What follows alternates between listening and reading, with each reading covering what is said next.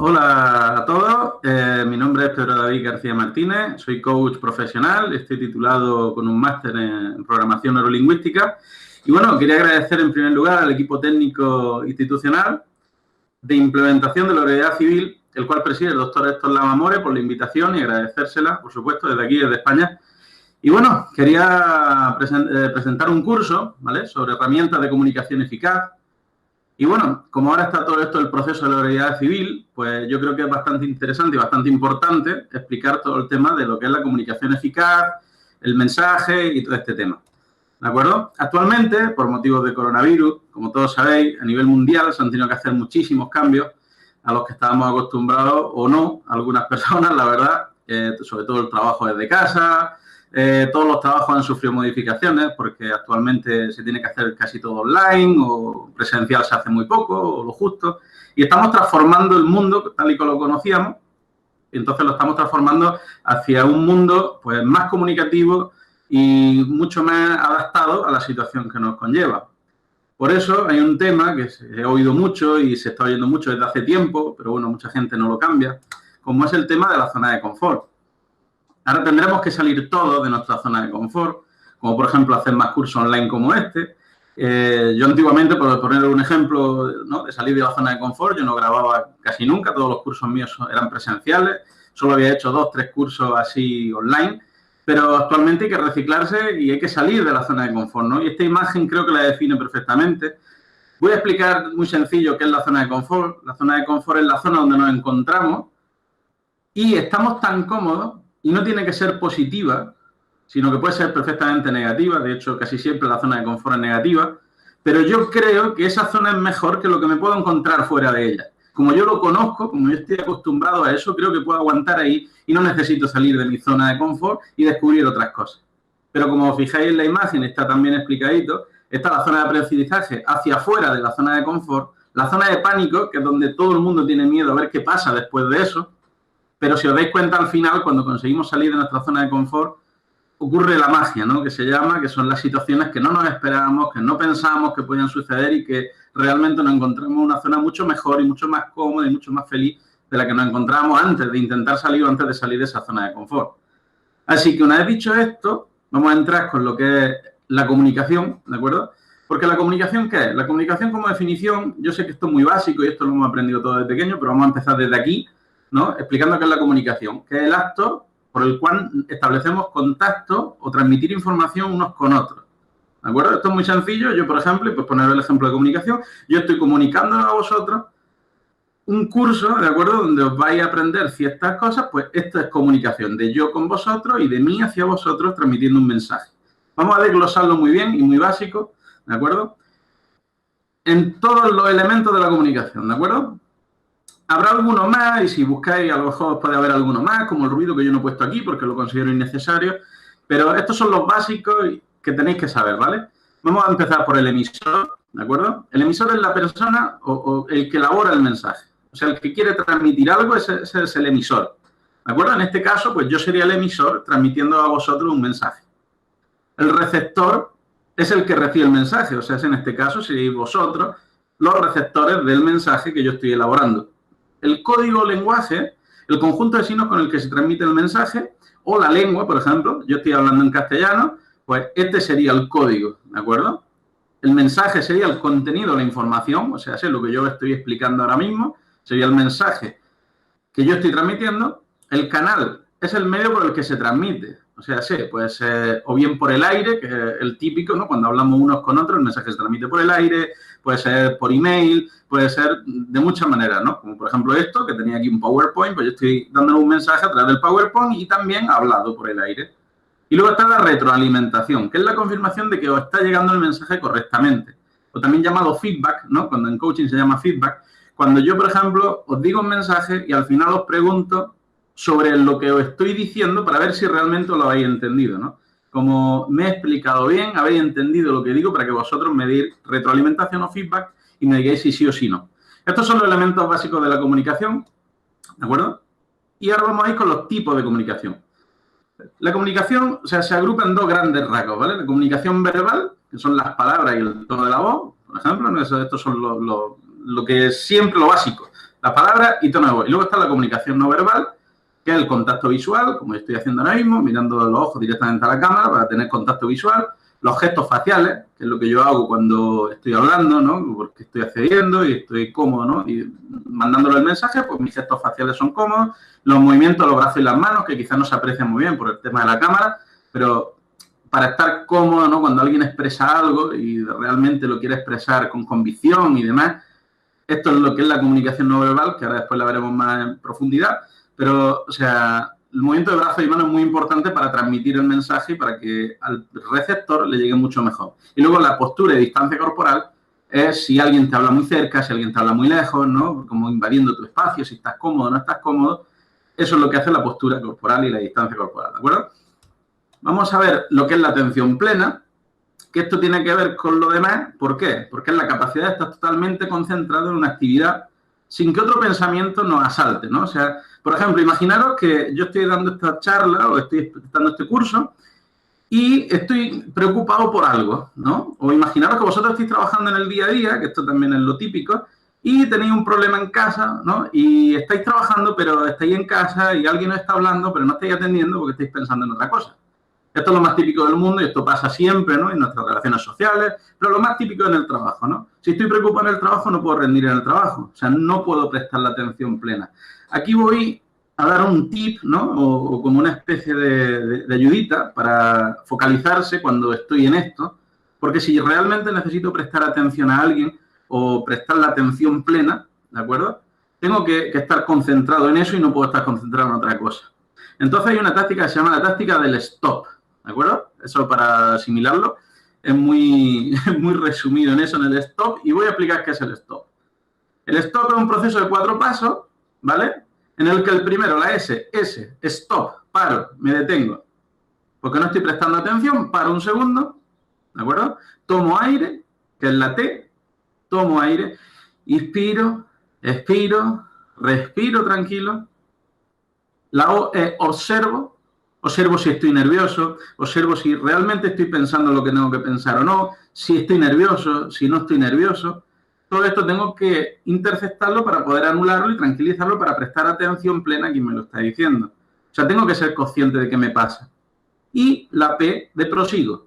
Prosigo con lo que estoy haciendo porque ahora realmente he sido consciente de que tengo que prestar atención. Esto es un proceso muy sencillito que se practica, o sea, estamos de acuerdo que no es muy normal, o sea, hacer estas cosas, ¿no? Cuando uno está acostumbrado a hacer otras. Pero si vamos insertando estos pequeños tips y estos pequeños consejitos en el día a día, creo que nos va a ayudar bastante a mejorar nuestra comunicación y sobre todo nuestra atención plena. Así que intentadlo, ¿vale? Cada día, porque seguro que voy a tener situaciones en cualquier práctica, o sea, para practicar esto tranquilamente al cabo del día. Ahora vamos a ver lo de la comunicación no verbal, ¿de acuerdo? Porque como la comunicación verbal es simplemente el lenguaje y las palabras, es muy sencillo, vamos a ir con la no verbal, que creo que es la más importante. Y es la que expresa el 70% casi del mensaje que nosotros queremos transmitir. Entonces, se divide en 3 grandes rasgos: el visual, el auditivo y el kinestésico, ¿vale? Y se llama BAC, por eso el resumen de cada una de las iniciales. Entonces, ¿cuál es el tema del visual? El visual son las personas que son muy visuales, que necesitan ver imágenes, recrear imágenes y que cuando tú le estás explicando algo necesitan verlo, o sea, visualizarlo, aunque sea en su imaginación. ¿De acuerdo? Luego está el auditivo, que son personas que se guían más por sonido, que necesitan abocarse a sonido y centrarse en eso. Ahora vamos a explicar detalladamente cómo funciona y ejemplos, ¿vale? Y kinestésicos, que son personas que necesitan asociar las emociones y que necesitan sentir emociones y son mucho más intensas. Y ahora explicaremos también cómo funcionan esas personas y a qué se debe. Voy a empezar explicando lo de las áreas del cerebro y los hemisferios para que se entienda mejor luego la explicación de lo otro, de las áreas visual, auditivo y kinestésico, porque tenemos 2 hemisferios cerebrales. El lado izquierdo, que es donde se guarda la información, y el lado derecho, que es el área de creación, ¿de acuerdo? Entonces, teniendo claro estos 2 temas, ¿vale? Que el izquierdo es de guardar información y el derecho es de creación, vamos a entender mucho mejor el ejercicio a continuación. Cuando alguien es muy visual, aquí están las 3 partes, si os dais cuenta, la parte superior, ¿no? El visual, la parte media es el auditivo y la parte baja es el sensorial o el kinestésico, ¿de acuerdo? ¿Cómo hacemos esto? Para diferenciar cuando estemos hablando con alguien. Si nosotros vemos que mira hacia arriba, a la izquierda, está construyendo algo porque está cediendo a la parte derecha del cerebro.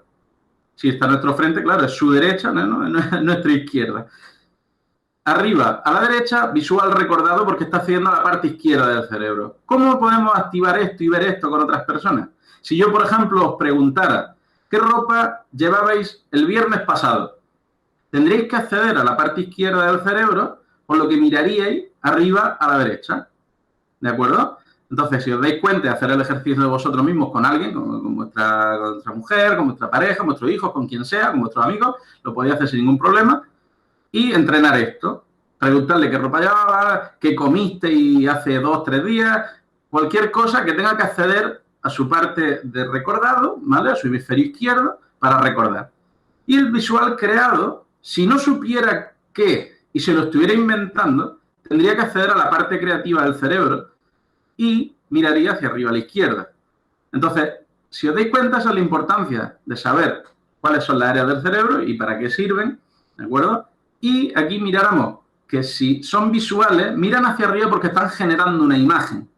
Entonces, por eso se mira hacia arriba y los ojos miran hacia arriba a la izquierda porque están buscando en el cerebro en esa parte. El auditivo sería en el centro, sería exactamente lo mismo, ¿no? El movimiento ocular sería el mismo hacia derecha, hacia izquierda, con la única diferencia que se quedaría en el centro. ¿Por qué? Porque accederíamos al oído, no al cerebro. Si yo preguntara cómo suena vuestra canción favorita y queréis recordarla, si mentalmente miraríais hacia el centro, a la derecha, porque estoy recordando cómo suena.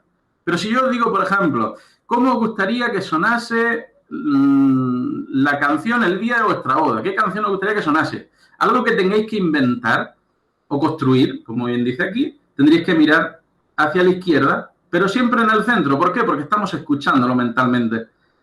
Y luego está la parte kinestésica, que es la parte de las emociones, que aquí está la parte izquierda y la parte derecha, que es el diálogo interno en la parte derecha, que el diálogo interno, ¿qué es lo que es? Vosotros no sabéis luego esa vocecita que no lo estás haciendo bien, siempre te equivocas. Eso es el diálogo interno, el run run ese en la cabeza, que siempre no sabemos de dónde sale, pero sale, ¿de acuerdo? Eso es muy normal y muy frecuente en todo el mundo, ¿vale? Y luego la parte kinestésica o sensorial, ¿vale? Que es la parte izquierda. ¿Cuál es la diferencia? ¿Cómo activo eso? Por ejemplo, si yo quiero, ¿cómo me siento? Que es la parte kinestésica, yo diría, ¿cómo os sentiríais si se rompiera vuestra camisa favorita, por ejemplo, ¿no? Pues entonces, automáticamente accederíamos ahí para sentir esa emoción, ¿de acuerdo? Y ya está. O sea, es muy sencillo. Si os dais cuenta, haciendo preguntas sencillas, se activa cada parte del recordado, del creado y del cerebro, ¿de acuerdo? Así que, entendiendo esto, cuando tengáis la comunicación con alguien, súper interesante de practicarlo y de verlo, ¿vale? Empezad poco a poco con amigos y haciéndole preguntas, ¿no? Que no como con alguien que no conocéis, que es bastante indiscreto, pero es bastante interesante. Yo cuando estaba haciendo mi formación en coaching, esto lo practicaba casi a diario y al final es una cosa que asimilas súper bien y que cuando la conoces te facilita muchísimo la comunicación. ¿Qué es la comunicación asertiva? Esto es súper importante, conocer qué es la comunicación asertiva, porque es cuando se expresa un mensaje con la inteligencia emocional, respetando mis derechos, que ahora explicaremos qué son los derechos, ¿no? Los derechos asertivos, y también respetando los derechos y empatizando con los demás, ¿de acuerdo? Así que, resumiendo, esto es lo que es la comunicación asertiva. Vamos a explicar qué es la inteligencia emocional, que la inteligencia emocional es la capacidad que tenemos para detectar las emociones nuestras y en los demás, ¿de acuerdo? O sea, también explica muy bien esta imagen, porque te dice la capacidad para motivarte a ti mismo, conocer mis emociones, la capacidad para controlarlas, que esto también es muy importante. Esto es lo que hace la inteligencia emocional. La capacidad para reconocer las emociones en los demás, saber si alguien está enfadado, si está triste, si está molesto o no. Y luego también el control de relaciones interpersonales, cómo nos relacionamos con los demás. Sabiendo esto, nos vamos a ver en los derechos asertivos. Esto es algo súper importante. Son unos derechos no escritos, ¿de acuerdo? Que es muy similar a cuando alguien tiene unos valores determinados, pero esto es algo que no está escrito, pero que está escrito ahora por personas que han ido anotándolo. Por eso, si buscáis derechos, ¿no?, asertivos, veréis que hay 15, 12, 17, 20, o sea, se han ido escribiendo, ¿vale? Pero están estos que son los básicos y que quiero transmitiros para que los sepáis. O sea, porque todas las personas cada uno de vosotros tiene derecho a esto. A mí cuando me pasaron estos derechos, o sea, a mí me sorprendió bastante porque me di cuenta que yo no ejercía muchos de estos derechos, ¿de acuerdo? Por eso quiero explicarlo uno por uno y, bueno, muchos se entienden muy sencillo, pero quiero que lo sepáis y que os lo llevéis apuntados porque realmente muchas veces se nos olvida que tenemos derecho a muchas cosas y no ejercemos ese derecho. Por eso mismo, cuando se habla con asertividad, se trabaja mucho esto. O sea, yo respeto esto en mí y también en los demás.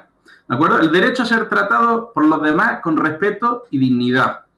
Hay personas que no se dejan tratar con respeto, ¿no? Y cuando alguien las trata sin respeto o sin dignidad, no reaccionan a eso. Y ahora después veremos ese tipo de personas porque eso está también contemplado y lo vamos a dar ahora. 2. El derecho a poder expresar libremente nuestros sentimientos y opiniones. Mucha gente que se cree que no puede expresar lo que siente y se lo guarda y se lo calla o lo que opina porque realmente piensa que no le van a hacer caso o que no tiene sentido decir lo que opina. Pues todos tenemos derecho a eso también. Derecho a tomar nuestras propias decisiones a un riesgo de equivocarnos. O sea, tengo derecho a equivocarme. ¿De acuerdo? O sea, no estamos hablando de que tome decisiones. Si mi jefe me dice esto, yo hago lo otro porque creo que es. Pero a veces sí. Y tengo derecho a equivocarme. ¿De acuerdo? O sea, esto se hace más con la vida personal. O sea, si yo quiero emprender un negocio, por ejemplo, yo puedo emprender un negocio y aunque me equivoque no pasa nada. He aprendido, seguro que me llevo una experiencia de eso, pero tengo derecho a tomar mis decisiones. Derecho a satisfacer nuestras propias necesidades siempre y cuando con ello no perjudiquemos a los demás. Esto es muy importante porque muchas veces no hago o no satisfago mis necesidades porque pienso que a otra persona no le va a gustar o no cree que sea conveniente, pues puedo hacerlo, o sea, siempre y cuando no perjudique a otros. Por eso es tan importante el derecho asertivo, respeto el mío, pero también respeto el de los demás. El derecho a cambiar, ¿vale? El derecho a cambiar, hay muchos sitios donde pone el derecho a cambiar y el derecho a cambiar de opinión, ¿no? Que sería más correcto, ¿de acuerdo? Porque no lo interpretemos mal. O sea, pero que puedo cambiar. Si yo me parece que esto está bien y mañana me parece que no está tan bien, tengo el derecho a cambiar de opinión. El derecho a cometer errores, está claro, o sea, me puedo equivocar, no hay ningún problema. El derecho a gozar y a disfrutar, lo tengo también. El derecho a ser independiente, también lo tengo. El derecho a decir no sin sentirme culpable. Esto es muy importante porque hay mucha gente que se cree que tengo que decir que no, pero tengo que poner una excusa. No, puedo decir que no, simple y únicamente decir que no y ya. ¿De acuerdo? El derecho a pedir lo que quiero, dándome cuenta que también los demás tienen derecho a decirme que no. Esto es muy importante. O sea, yo puedo pedir, ¿no? Por ejemplo, que necesito que me den, por ejemplo, no sé, que me den algo, mis amigos, ¿no? Por decirte un ejemplo. Y tienen derecho a decirme que no, pero yo tengo el derecho de pedirlo también. O sea que tened en cuenta que tenemos que, respetando nuestros derechos, también respetar los de los demás. Por eso es tan importante. Y ahora, basándonos en estos derechos, vamos a ver los estilos comunicativos, ¿de acuerdo? Y los 3 grandes tipos de derechos comunicativos, o sea, de estilos, perdón, comunicativos. El pasivo, ¿de acuerdo? Que esto es, no defiende sus derechos y les cuesta expresar, perdón, he puesto estilo agresivo en la diapositiva y me he equivocado porque es pasivo.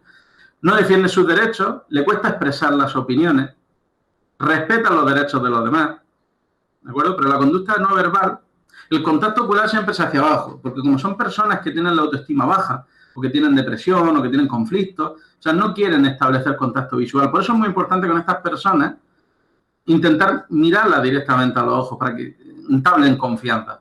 También tienen la voz baja, son estas personas que te dicen lo que sea y con la voz bajita, porque son tímidos, ¿vale? Tienen tensión, son personas solitarias.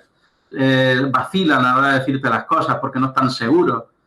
Y luego, si os dais cuenta de estas personas, siempre hablarán con las palabras quizás, supongo, me pregunto, ¿te importaría mucho? No te molestes, porque son personas que no tienen mucha seguridad ni mucha confianza y te hablarán así, con esas palabras que son muy suyas, ¿de acuerdo? Entonces, si detectamos esto en las personas, es importante que seamos asertivos con ellas, que entendamos que este tipo de personas se le hace daño muy pronto porque se sienten atacadas enseguida. Entonces hay que ser muy sensible y hablar con asertividad. Ahora explicaremos después cómo se habla con asertividad y unos tips para hablar mejor con asertividad. Luego está el tipo asertivo, ¿de acuerdo? Que estas personas con las que mejor se entablan conversaciones. Siempre que hay personas asertivas, expresan sus sentimientos, necesidades, los derechos, respetan el derecho de los demás también y los suyos propios.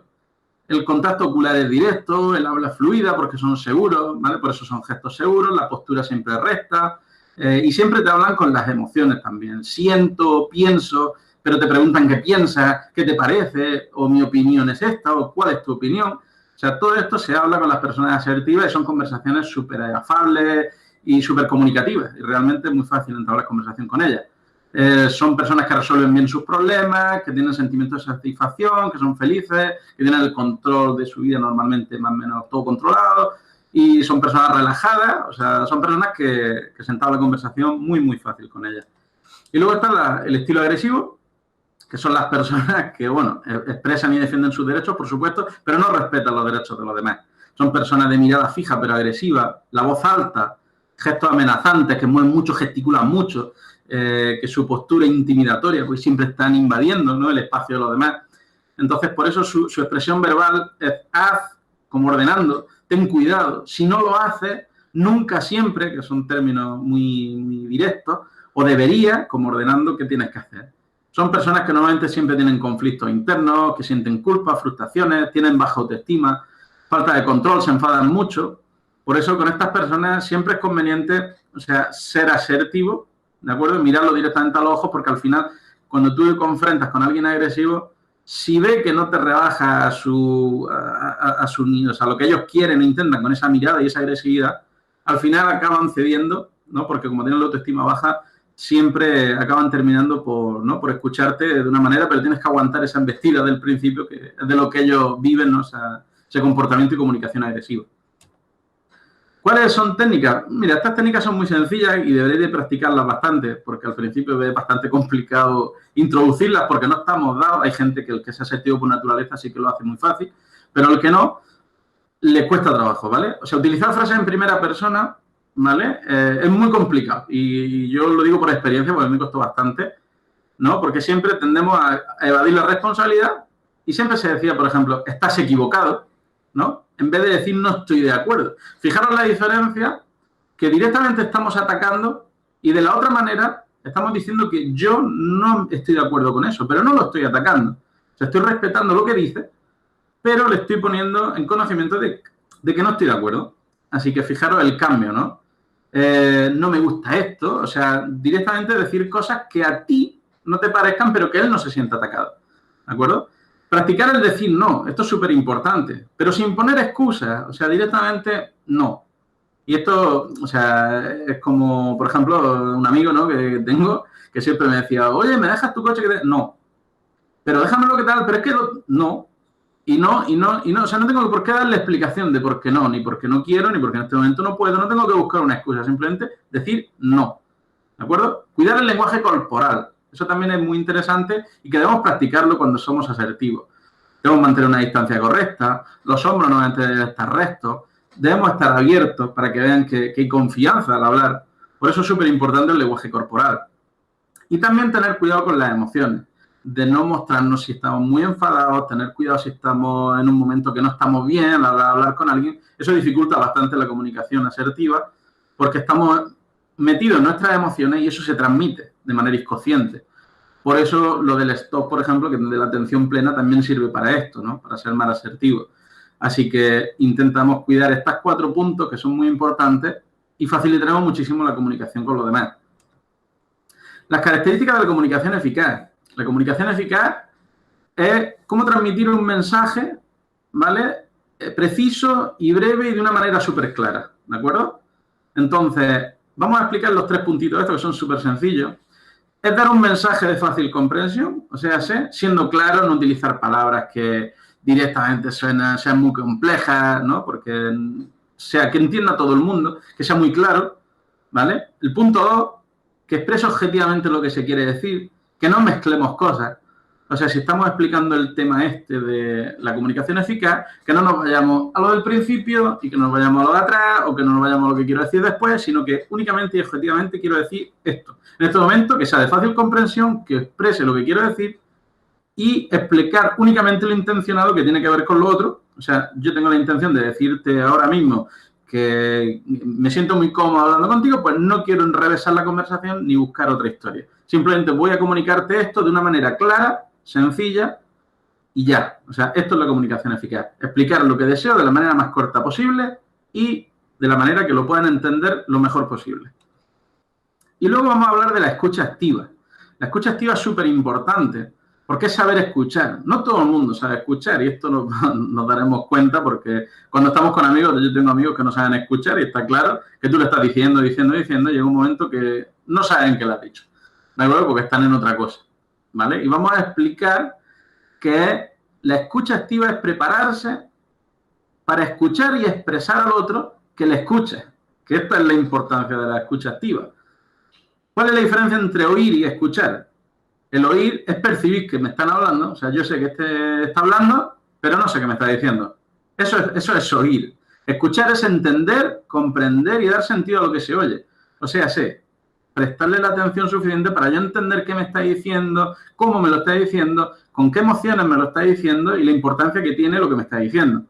Esa es la diferencia entre oír y escuchar. La escucha activa es súper importante, ¿no? Porque ahí es donde vamos a descifrar muchísimas cosas del mensaje. Si prestamos la atención plena anterior a la escucha activa, entenderemos muchísimo mejor los mensajes de todo el mundo y haremos que todo sea más fácil, tanto para comprender como para poder ayudar o entender a los demás o decirles lo que necesiten. Técnicas de comunicación eficaz. Súper importante. No hablar del pasado, ser específico. No hablar del pasado es que si yo estoy hablando contigo ahora mismo de un tema, el que sea, no me voy a un tema que no tenga que ver y hacia atrás. O sea, porque me he acordado que ahora estoy hablando de esto, no. O sea, vamos a hablar de esto específicamente, ser específico solo y únicamente de esto, no generalizar, diciendo siempre hace esto o siempre que hace esto me molesta. No, o sea, simplemente evitar generalizaciones.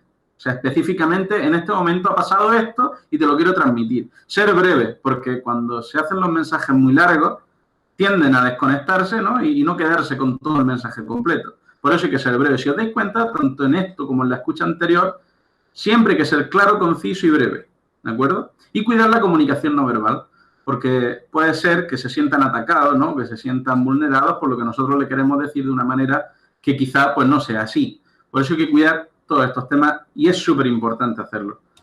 Así que bueno, dicho todo esto, estos son los conceptos básicos para mejorar la comunicación. Espero que os sirva muchísimo y nos vemos en los siguientes cursos. Muchas gracias.